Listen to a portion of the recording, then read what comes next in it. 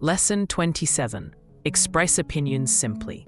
I like, I don't like, I think. Hello, my lovely students. I'm Teacher Emma, and welcome back to our English class.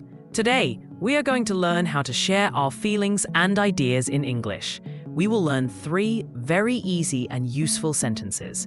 They are, I like, I don't like, I think. These sentences help us express our opinions. Are you ready? Let's start. Part 1. I like. We use I like to talk about things we enjoy. Listen carefully. I like ice cream. I like music. I like English. When something makes you happy, you can say I like. Now repeat after me. I like apples. Very good. Part 2. I don't like. Now let's learn I don't like. We use I don't like to talk about things we do not enjoy. Listen. I don't like coffee. I don't like noise. That's okay. Everyone is different. Repeat after me. I don't like rain. Great speaking. Part 3. I think.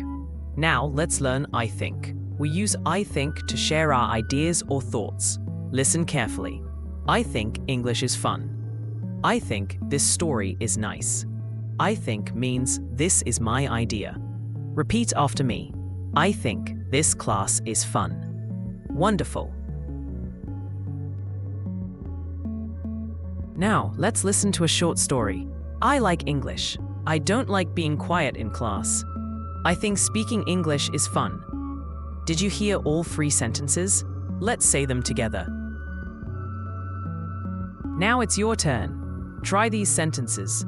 I like. I don't like. I think. Say them aloud. Your English is getting better every day. Classroom practice. Teacher Emma asks, do you like apples? Yes, I like apples. Do you like homework? No, I don't like homework. What do you think about English? I think English is fun. Excellent answers. Great job today, students. Today you learned how to say what you like, say what you don't like, share your ideas.